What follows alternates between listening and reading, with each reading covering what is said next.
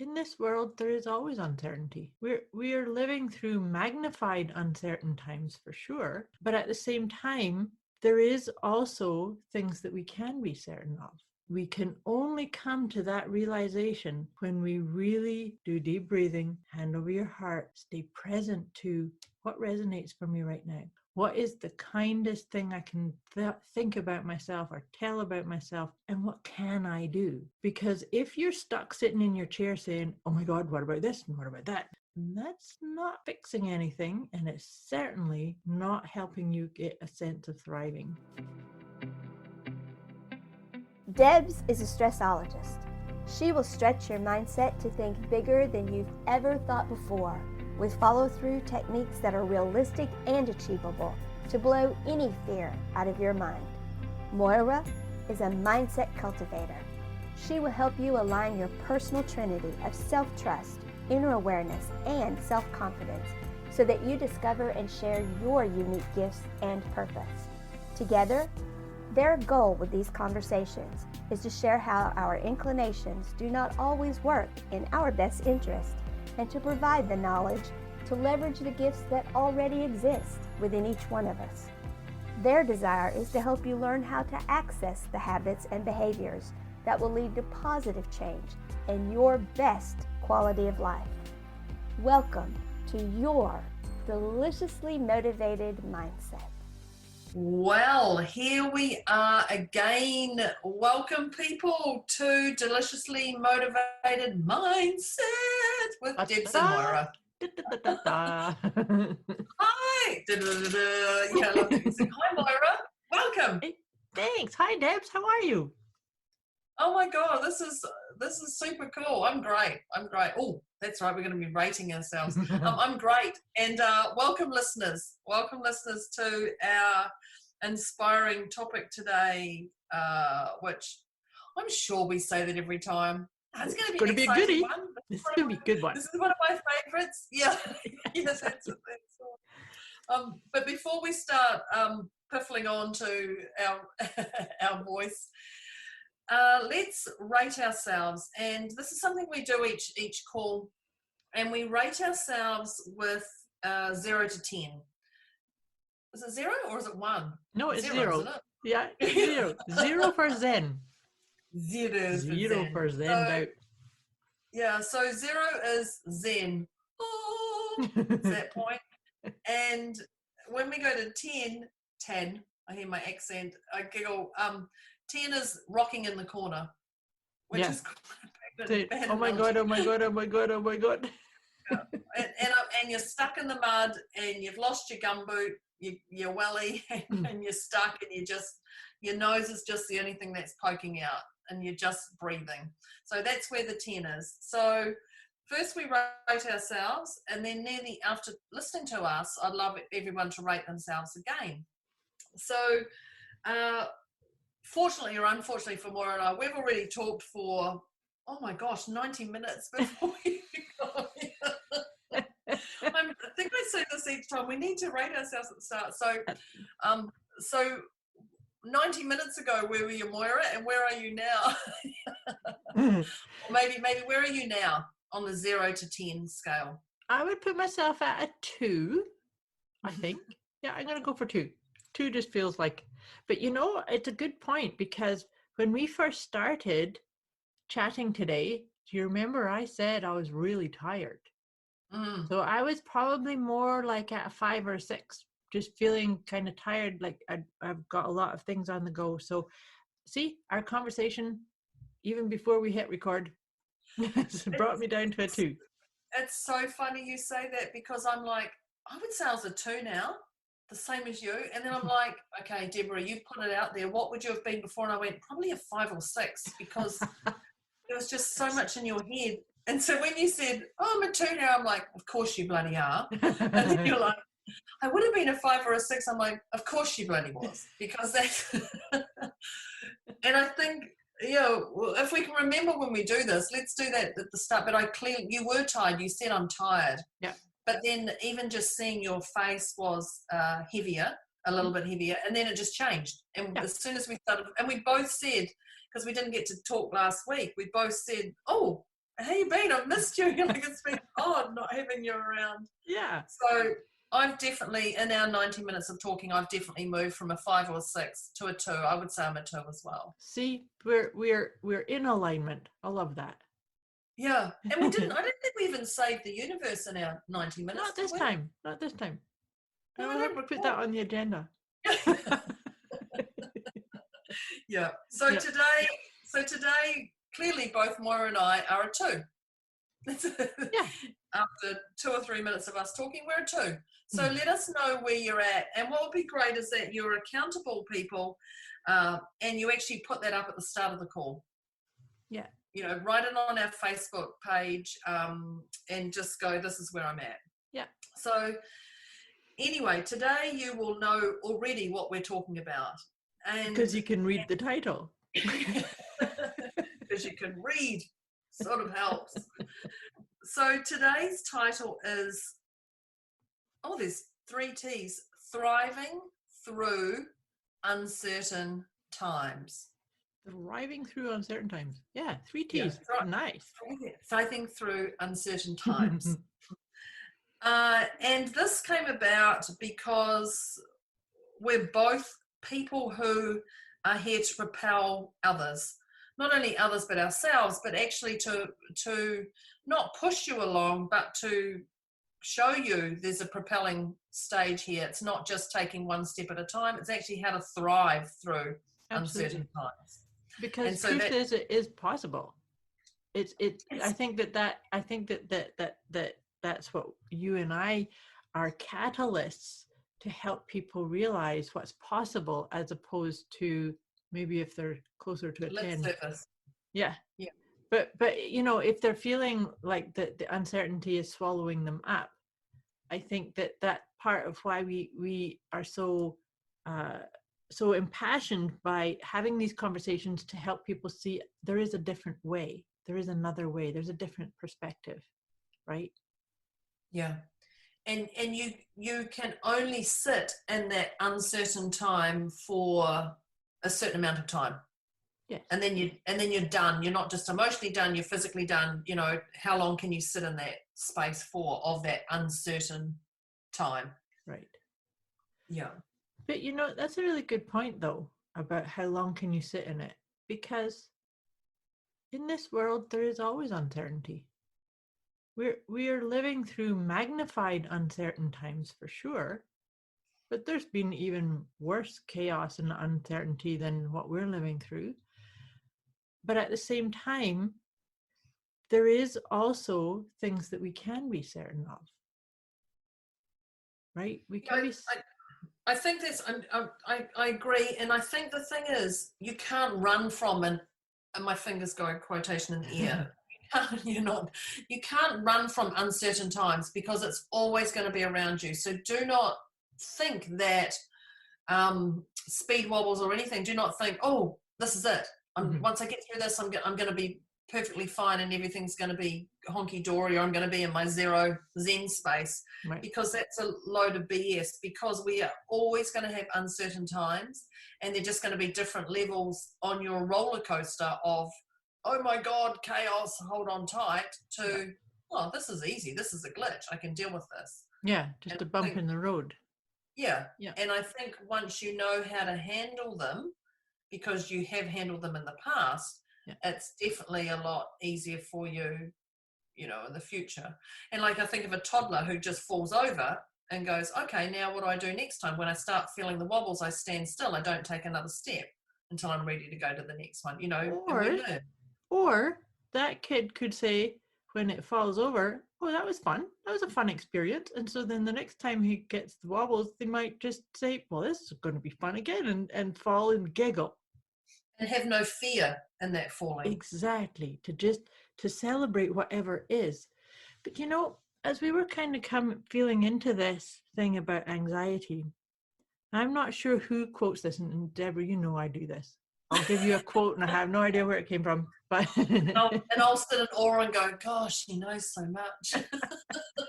I know, but I just don't know the names of who said what. But you feel free to Google it, people. Exactly. So the thing about depression and anxiety That's what can happen during uncertain times. Mm-hmm.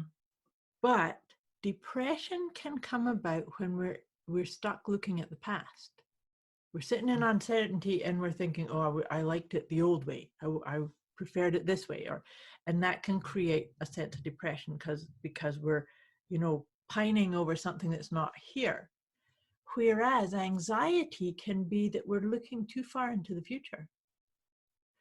Because with uncertainty, maybe and this, for me, this is how I deal with uncertainty.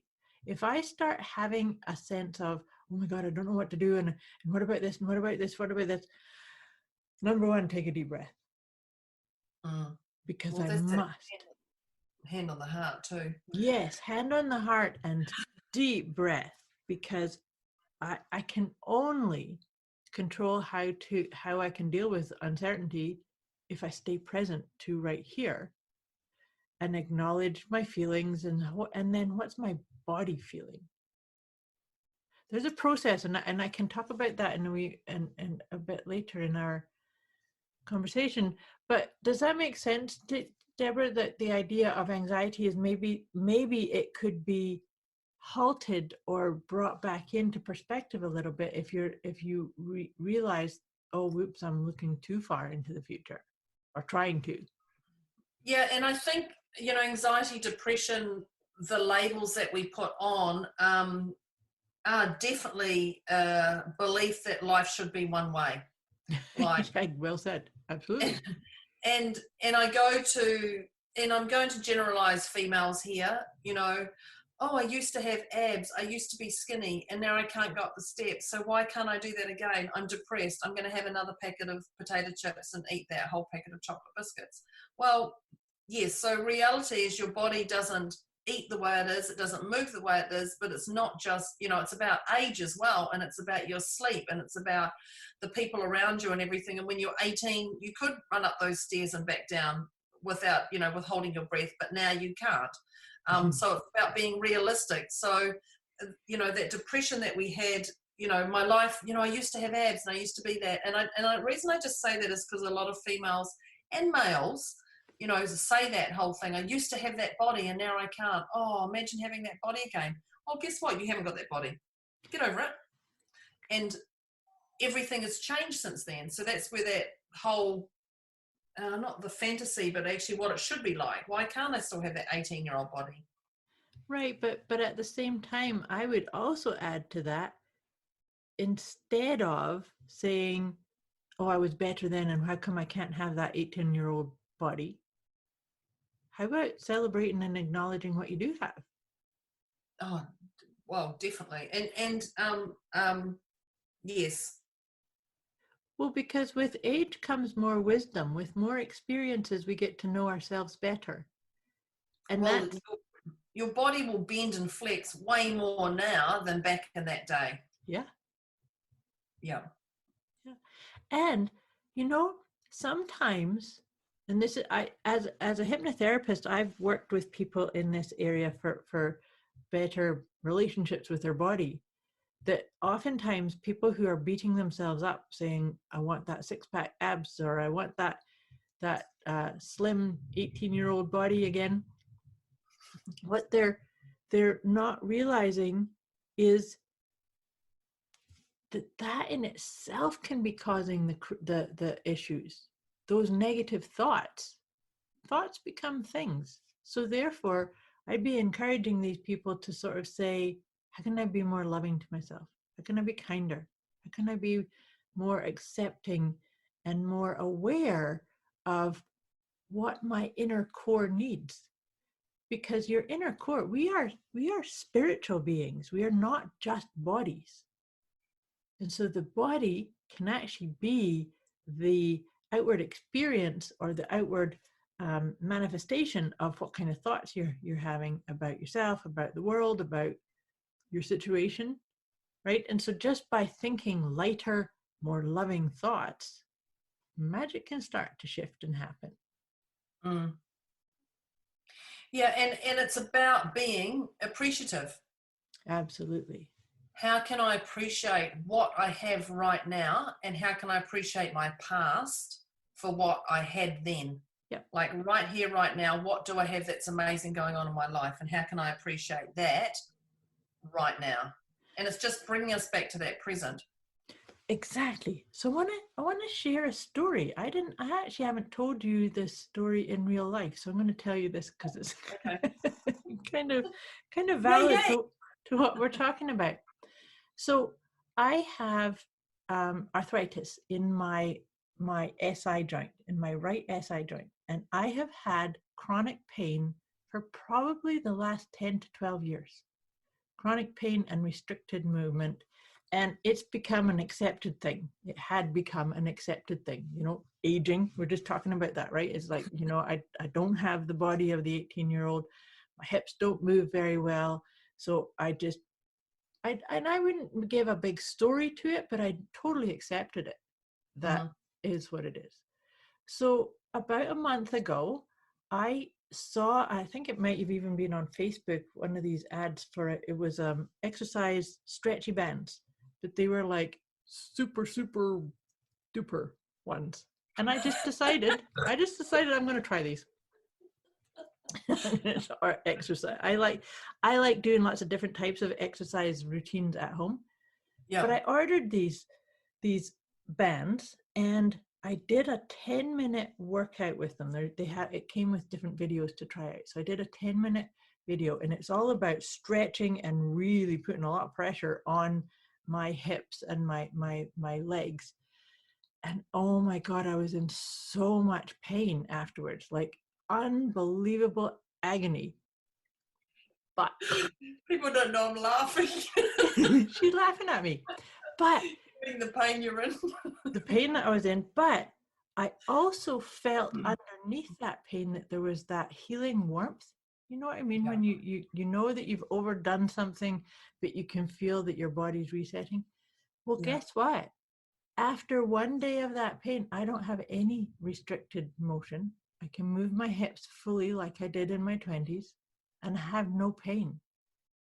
Oh, wow. Yeah. Isn't that amazing?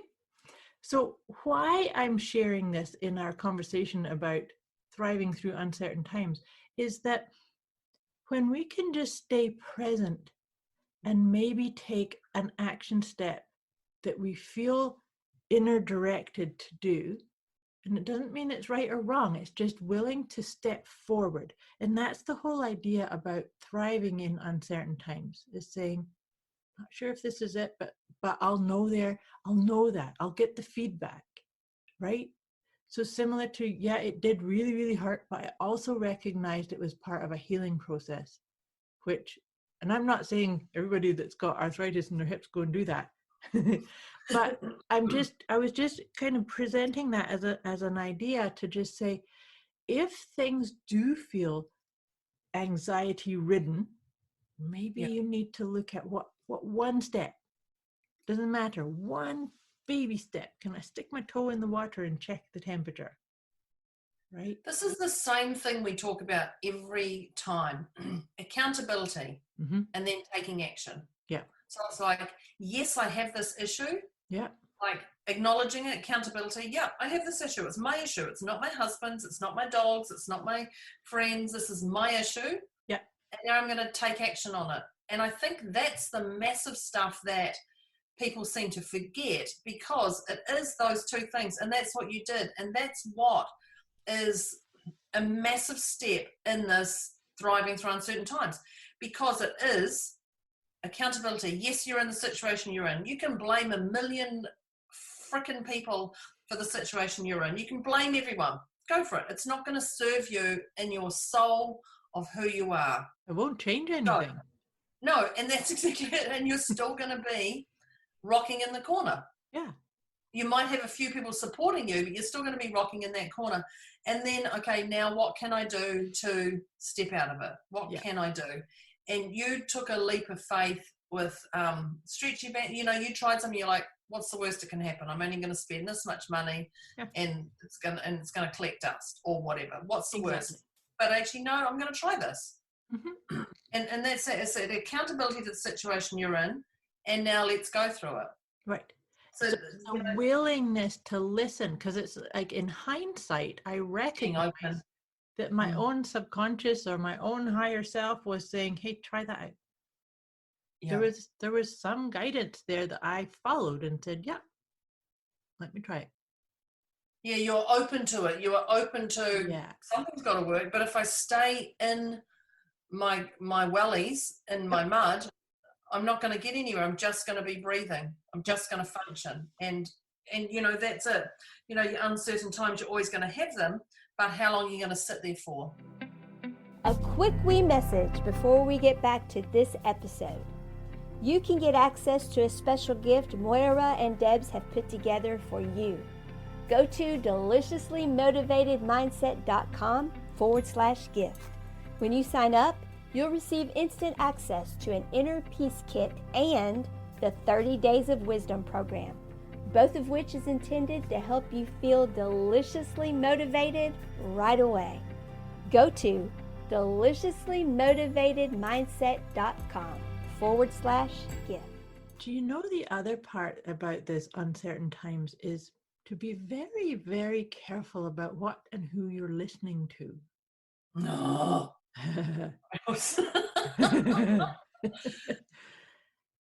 Yeah. Because one person's uncertainty or one person's certainty does not necessarily need to be yours.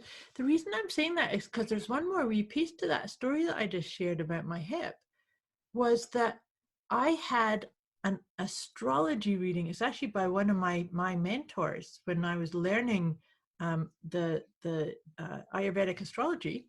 He did a reading on my chart and said we were looking at different health issues and body issues that you can see in certain chart layouts.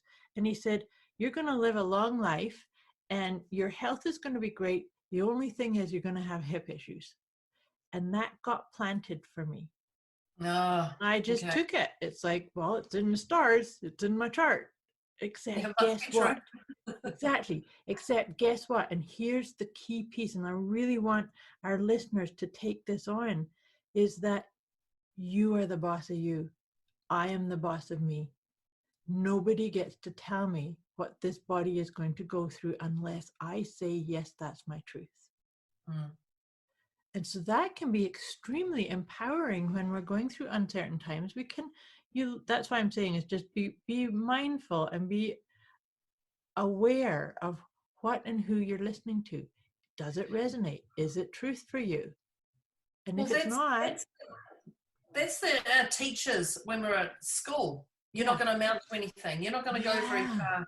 You'll never be a singer. You need to go work in a warehouse, and then that's the thrive, the drive that makes you go, oh, I'll show you, without being too much of an a-hole. But that's that parents who said, oh, you'll never amount to anything. Yeah, exactly. Oh, you won't do anything. You might as well just, I was just thinking, there was something on Facebook. It was one of those memes that make me laugh and some of them make me cringe. And it was about our grandparents went out and fought in the war, and we just have to lie on the couch now and watch TV and save the world that way. I remember thinking how times have changed. But it is that stuff of what people say to you, and and it's like glitter. It sticks to you and it spreads, and then we pass that story, and it's just a story that we have attached to, that we can change at any time. And I think that's the thing that we forget, is that we can change it at any time if we want to. So it's acknowledging and taking action. Exactly. And saying, so it's like just checking in with yourself. Is the story that you're about to tell about yourself, does it feel empowering to you? Is it the truth? Yeah. Like we're in your example there, Debz, about the, being told at school by a parent or a teacher, you'll never amount to anything. Are you still living that story?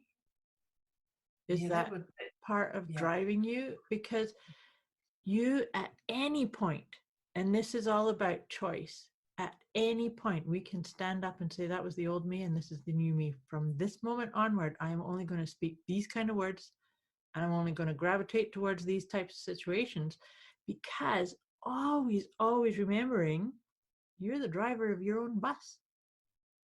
Mm. right? It's that story, and I reference women again. Growing up, we and someone's come to me recently again over weight issues, and she said, my mum said to me, I was 6, I was always going to be big because I was big boned. Mm. And I said, no, you're not big boned. You just keep eating shit and you don't exercise. Right. It's got nothing to do with your bones. She goes, I'm big boned. I said, you're not. You're 5'6". So it's like you're medium height. I was going to say short. You're shorter than me. You're shorter than Moira. You're not big boned. You Yeah. eat junk. You eat Right. shit. And you don't exercise. So that's why you are. You can label it big bone because your mum told you that at that age or not. But the truth is, unless you take action and not hold on to that story, absolutely. Mm-hmm. If you start looking at everything, because your bones are no bigger than mine will be bigger than yours, love. It's that, oh, mum told me I was big bone, so I was always going to be big. No. But that's abdicating responsibility for your own Absolutely. capacity to thrive. It's the acknowledgement and then taking action. Actually, Mm-hmm. you know what, mum? I may be big boned, but these bones are strong and they don't need to attach so many centimeters of fat around them. Like, so what?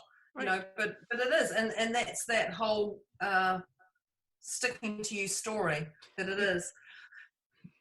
Exactly. But the thing in here is that Letting that story go. That's why it's so important to stay present and to take a deep breath to make sure that it is your truth. Because really, in the story you just shared, that person then says, well, there's no point in doing anything because I'm stuck living this reality or this paradigm. Because I'm big boned. Yeah, I shouldn't laugh, but if they're listening on this call, I did laugh internally at them when they said it. Actually, knowing me, I probably did laugh externally as well. But at the same time, it's big. But to me, and if that's the truth at that point, that's okay. But I would then encourage people to say, you can choose your truth. You can choose to reframe it. I'm sure I've talked about this on a previous episode about when I broke my arm. And that's got to be about 10 years ago that I broke my arm. And the specialist told me that with diligent physiotherapy, I would be able to raise my hand to just do my hair. And I remember thinking like, no, I'm going to have full range of motion back. And this is my thing. And that certainty of like, well, why are you saying that? Just because all the stats say that? I don't think so. I need my hands for other things. Exactly. Like when I dance. I'm going to have my hand right over my head, high up in the air. But it's really fun with that experience because, and I did.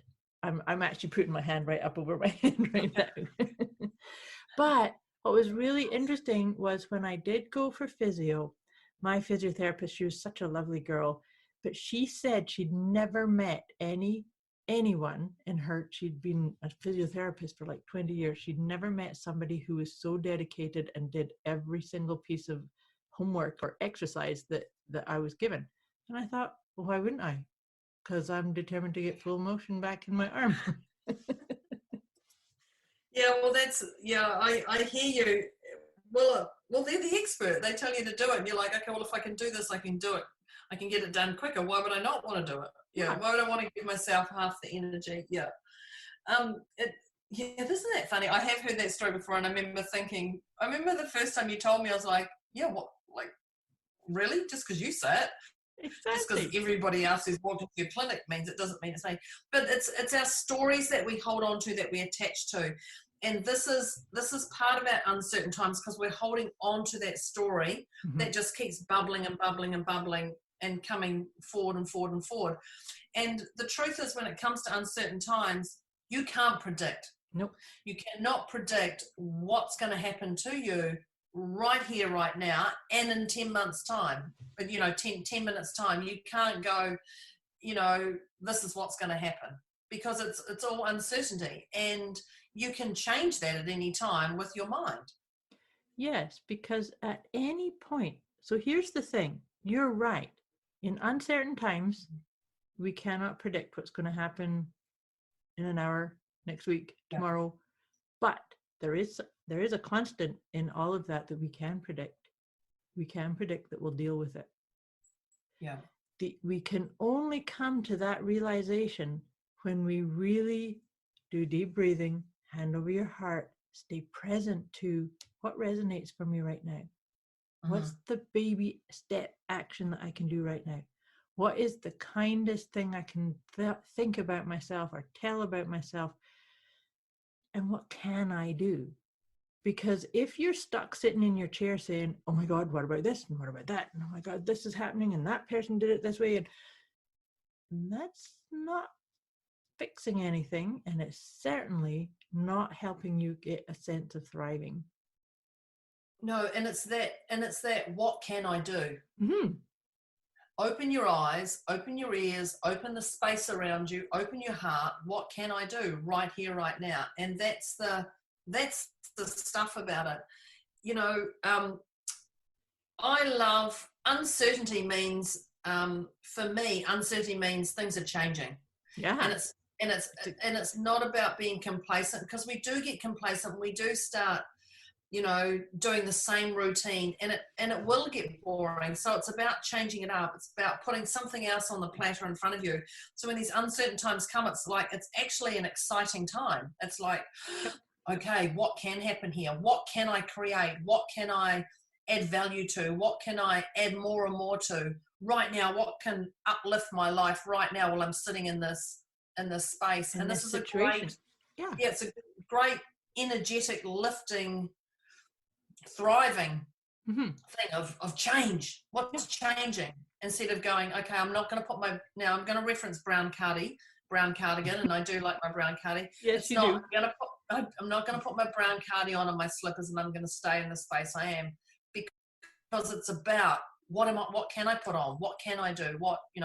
Throw in something different and change your state, change your energy, change your space, start thinking.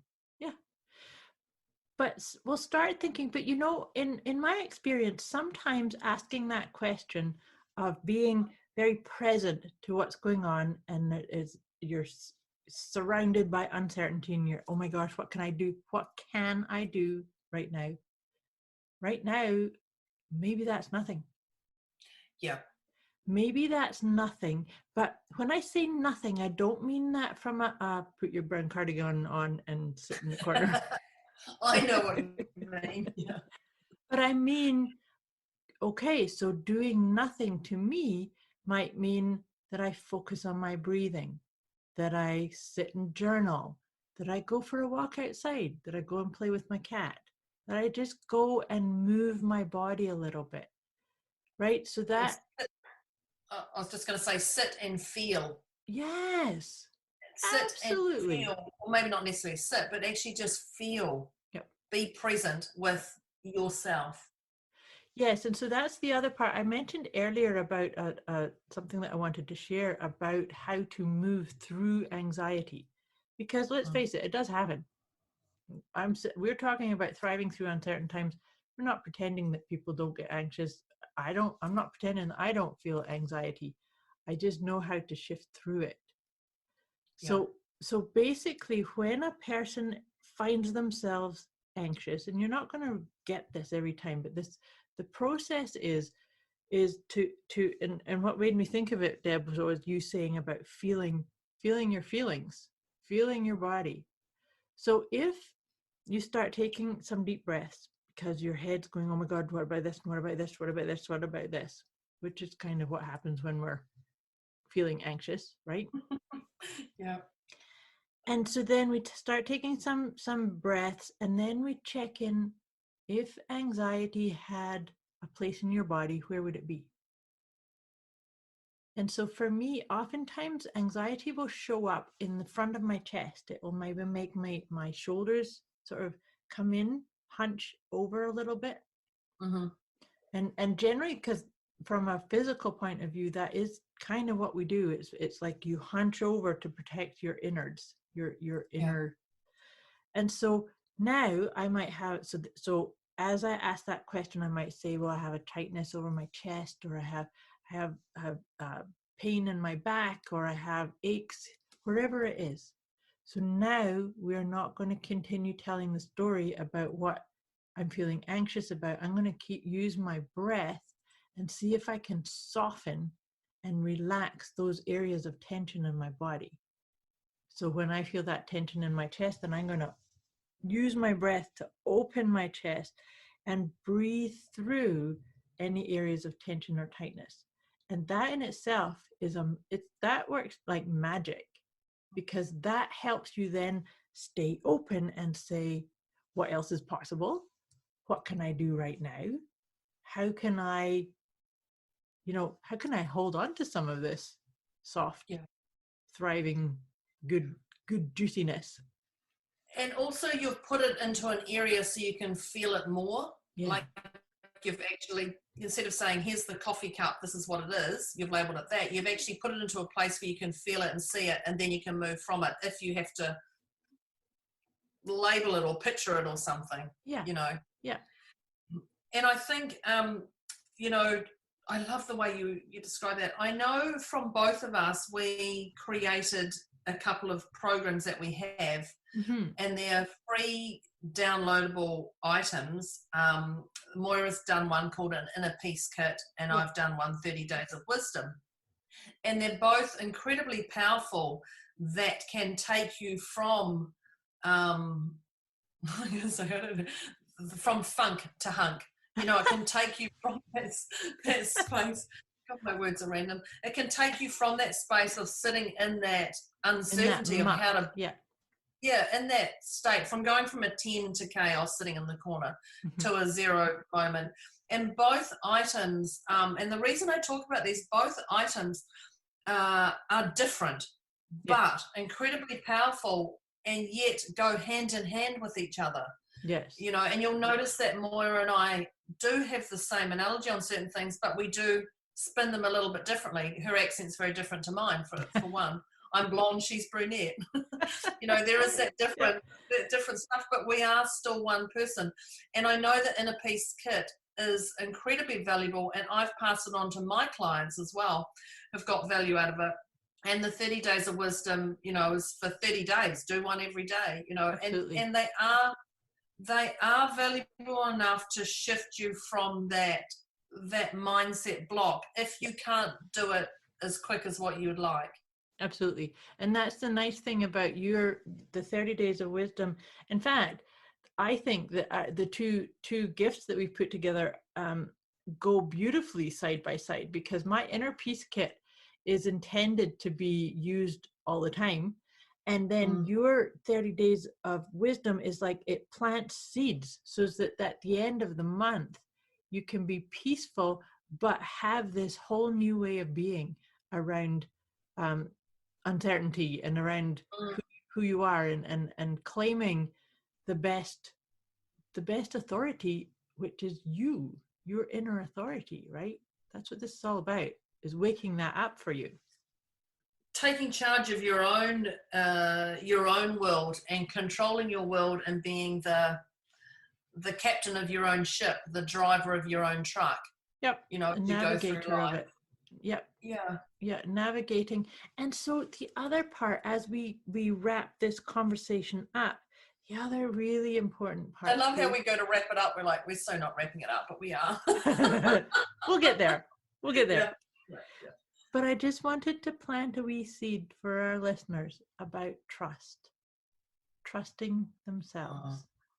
That, and this is in my own life, you don't always have the answers. You can't look into the future or past a phase of uncertainty and say, there's the answer.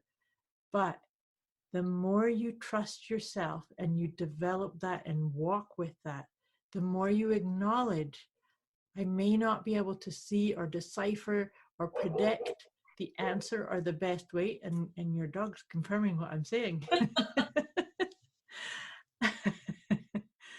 That even though I can't see that, I trust and acknowledge that I will recognize it when it presents, because it's there. In order for there to be uncertainty, certainty's there. one doesn't exist without the other. So then we get to step into the observed role and just say, just because I can't see it right now doesn't mean it doesn't exist. But then when I really trust myself, I step into, I just do what I can do right now, and I will recognize the best way through all of this. Does that make sense? It does. And I just would like to add one thing in that is knowing that everybody on this call has been through an uncertain time. Mm-hmm.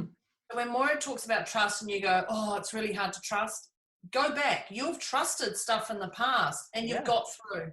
Yep. You've survived stuff that you probably never, ever thought you would survive. Absolutely. You've been sick and you've got through. You've been through heartbreak and you've got through. You've been through financial trouble and you've got through. You've been through job losses and you've got through. You've been through everything in the past and you've got through. And so that's the part of the trust, is knowing you got through back then. You're going to get it again right now. Yep. Yeah, it's just a different level, and you're much wiser right here, right now on the call than you were even a week ago. Yep. So that's just a reiteration of that trust, instead of just going, oh, I trust it. Oh, yeah, it's trust it. Of course it's going to work out. No, in the past it blooming has. Yeah. Yeah. Yeah. No, and well said. That is where I was coming from. This is a deep part. Deep trust of and because it's a trust. Core. Yeah, it's right in your core, but it's not about just sitting there going, well, I don't have to do anything because it's all okay. No, you still got to get up and do something. Yeah. So, dear Deb, on a scale of 0 to 10, and listeners too, scale of 0 to 10, you started at a 2. We both started at a 2. So where would you put yourself now? I would probably say I'm a 0. But my thing's going, you can't be a 0. So maybe a 0.5. I feel like it's okay. I'm going to say a 0. I'm actually going to say a 0. I don't know why I need to say 0.5. I feel a 0. 0. There you go. End of story. 0. Decided. You're at a 0. 0. 0. Zen out. Yeah. So the remembering my uncertain times and how I've got through. Yeah. You know, and that it's not that yuck. Yeah. 0. Yeah. No. Done. Good for you. So funny story. In my mind, I went through what you just did. I'm a 0. I'm a 0. No, I can't say 0 because Deb will say, what? You can't be at a 0, so I'll go 0.5. But the truth, because I trust myself, I'm at a 0 too. Oh, that's funny. That's so funny. This has been a great conversation, and I really do encourage our listeners to go and check out the Inner Peace Kit and the 30 Days of Wisdom, that we really, because this is the sort of theme behind what we do, is we're really looking to empower, to give you gifts and insights to start navigating a thriving, most brilliant version of you. Right? A significant life that you feel worthy of, whatever level you're playing at. Yeah, absolutely. And knowing that you're in the right spot at the right time, and we are actually all on track. Truth. Yeah. Oh, wow. Thank you, listeners. Thank you, Moira. Thank you. We may need to come back and do another episode on this. So this was a big topic. Yeah, I think so. Let us know if you'd like more on it, people. Yeah, we'd love to hear from you. Yeah. So thank you. Thanks, Debz. Thanks, listeners. Bye. Bye.